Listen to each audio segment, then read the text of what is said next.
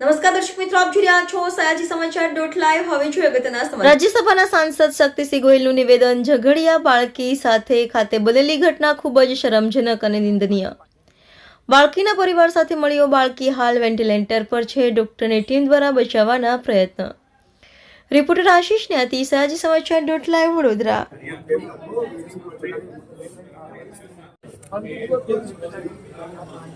ઘટના બની હાલ એક પછી કોંગ્રેસના નેતાઓ પણ આવી રહ્યા છે. હાલ બાળકીને મળે એવી હાલત છે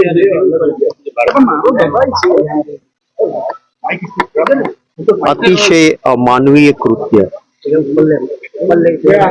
કોઈ પણ રાક્ષસ હોય એ પણ જેવું કૃત્ય ન કરે.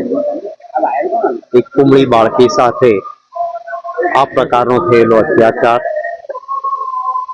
જો આપણે સભ્ય સમાજ કહેવાતા હોઈએ તો આપણા સૌના માટે શરમજનક ઘટના. આવી ઘટના ક્યાંય પણ બને એ અતિ નિંદનીય છે. હું અત્યારે જ જે પરિસ્થિતિ જોઈને આવ્યો છું, દીકરી વેન્ટિલેટર ઉપર છે. ડોક્ટર્સની ટીમ એમને બચાવવા માટે પ્રયત્ન કરી રહી છે.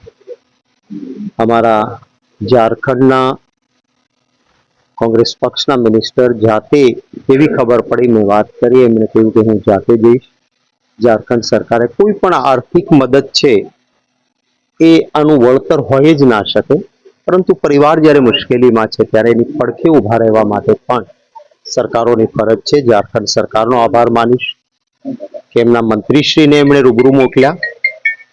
કોંગ્રેસ પક્ષના એ આગેવાન પણ છે. મારી વિનંતી ઉપર તરત જ આવ્યા. અહીંયા એમણે આર્થિક રીતે પણ ઝારખંડ સરકારે મદદ કરી છે. મેં પહેલા જ કહ્યું કે કોઈ રકમ, આર્થિક રકમ એ આનું વળતર હોય જ ન શકે. ગુજરાત સરકારને પણ હું વિનંતી કરીશ, હજી સુધી જ્યાં સુધી મારી માહિતી છે, ગુજરાત સરકારના કોઈ પણ મંત્રી કે મુખ્યમંત્રી શ્રી આ દીકરીના પરિવારને મળવા કે દીકરીની પૂછા કરવા માટે આવ્યા નથી. હું જરૂર વિનંતી કરીશ કે રાજકારણની રીતે ચાલ્યા કરે. આવા સમયે આવા પરિવારની સાથે ઉભા રહેવાની સૌની ફરજ છે. આવી જ ઘટના જ્યારે નિર્ભયાની દિલ્હીમાં બની હતી, એ પણ નિંદનીય ઘટના હતી. સરકાર કોઈની પણ હોય, પરંતુ એ વખતે ભારતીય જનતા પાર્ટીએ સમગ્ર દેશમાં એક રાજકીય રીતે જાણે કે કોંગ્રેસ પાર્ટીએ આ અપકૃત્ય કર્યું હોય એ રીતે આંદોલનો કરીને રાજકીય લાભ ખાટવાનો પ્રયત્ન કર્યો હતો. અમારા એ સંસ્કાર નથી, પરંતુ એટલી જરૂર અપેક્ષા રાખું છું કે આખરે જનતા જનાર્દન બધું જોવે છે. એક વર્ષમાં 169 બાળકીઓ ઉપર આપણા ગુજરાતમાં આવી ઘટનાઓ બની. આપ સૌ સાક્ષી છો, જે વડીલો છે એમણે જોયું છે. કોંગ્રેસની સરકારો હતી, રાત્રે 3 વાગ્યાએ દીકરી દાંડિયા રાસમાંથી, કારણ કે એ વખતે કોઈ એવો નિયમ નહોતો કે 12-1 વાગે દાંડિયા રાસ બંધ કરવા પડે,